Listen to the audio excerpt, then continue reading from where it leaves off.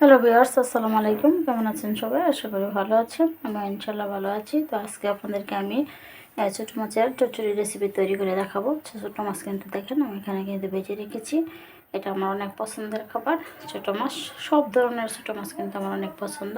আমি বড় মাছ যদি 2 বেলা খাই তাহলে আর কিন্তু আর আমার কাছে ভালো লাগে না। খাইতে পারি না কোনো কথা না, কিন্তু আমার কাছে আর এটা মানে টেস্ট লাগে না, ভালো লাগে না। কিন্তু ছোটো মাছ যদি আমি প্রতিদিন খাই তো আমার কাছে মনে হয় না যেটা আমি খেয়ে আমার কাছে কোনো মানে অক্লান্ত লাগছে অথবা মানে রুচি না, এরকম কিছু না। তাই আমি যে ছোটো মাছের চচ্চড়ি রান্না করবো, তো দেখেন এখানে কিন্তু আমি পেঁয়াজ কুচি রেখে দিলাম।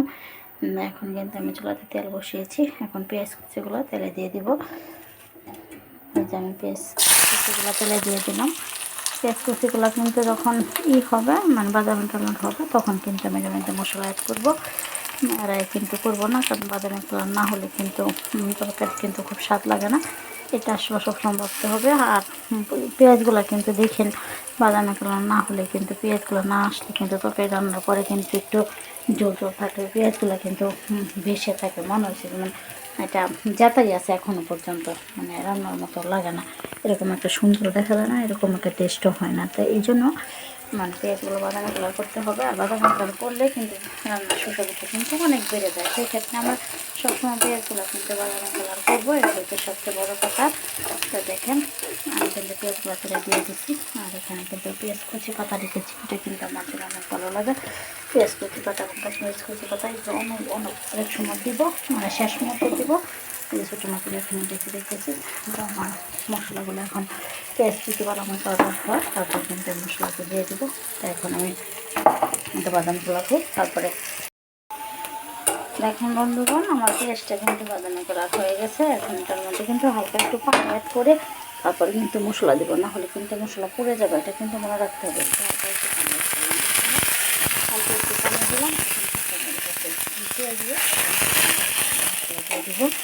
দেখেন আমি কিন্তু প্রথম হলুদের ফাঁকি দিচ্ছি সুন্দর দেখার জন্য, এই জন্য হলুদ ফাঁকিটা দিয়ে দিলাম।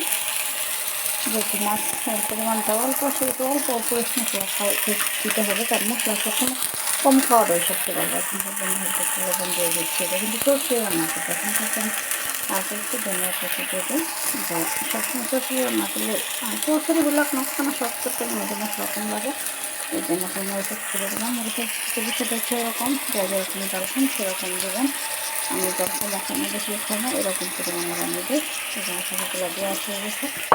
এখন আমাকে তারপর কষিয়ে তেল তেল করে তারপর কিন্তু আমি মাছগুলো দেবো আর কিন্তু পেস্ট পাতাগুলো দিব, কারণ এটা মশলা করবো তখন তরকারি হয়ে যাবে। যেরকম পেঁয়াজ যেরকম বাদামি কালার করলে একটা মানে আলাদা একটা স্বাদ থাকে, এবং মশলাগুলো কষিয়ে মাছগুলো দিলে এরকম আলাদা একটা স্বাদ আছে। এটা সবসময় মনে রাখতে হবে।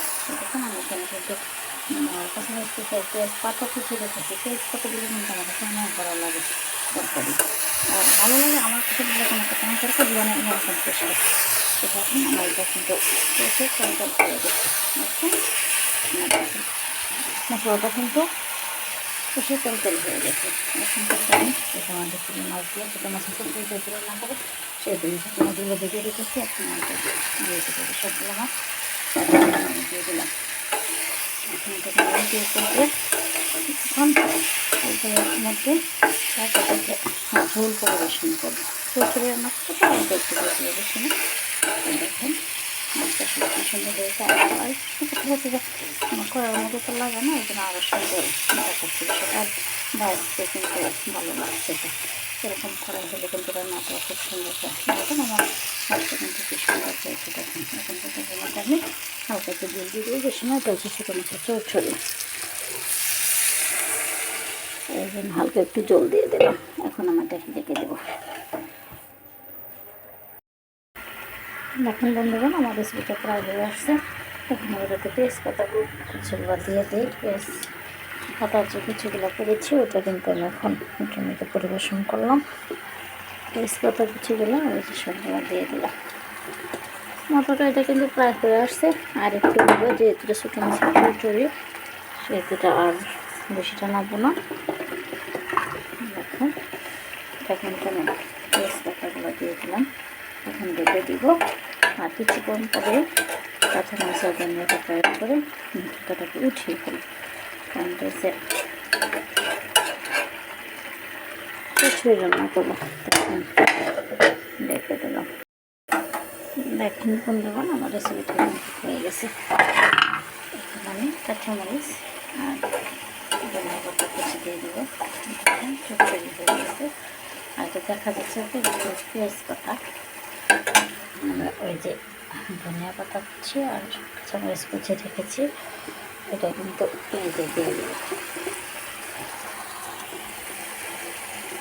ধনিয়া পাতা কুচি আর কাঁচামরিচ কুচি কিন্তু দিয়ে দিলাম। এখন কিন্তু হালকা একটু দেখে তারপর উঠিয়ে কিন্তু লবণটাও সাথে গেছে, আমি দেখেছি। উল্টিয়ে দিয়ে এখন উঠিয়ে ফেলি। দেখেন ভাই ব্রাদার বন্ধুগণ, আমার রেসিপিটা কিন্তু হয়ে গেছে। ছোটো মাছের চচ্চড়ি, ছোটো পুঁটি মাছের চচ্চড়ি।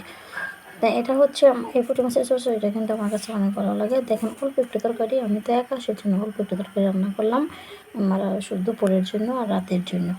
তা দেখেন এটা হচ্ছে ছোট্ট মাছের চচ্চড়ি। আর সবুজ পাতাগুলো যে দেখতেছেন এটা হচ্ছে ধনিয়া পাতা আর পেঁয়াজ পাতা কিন্তু আমি দিয়েছিলাম, এটা কিন্তু সবুজ দেখাচ্ছে। তো আপনারা কিন্তু আমি যেভাবে রান্না করলাম সেভাবে রান্না করবেন এবং খাবেন এবং আমাকে কমেন্ট করে জানাবেন। আর ছোটো মাছের চচ্চড়ি কিন্তু সবসময় অনেক ভালো।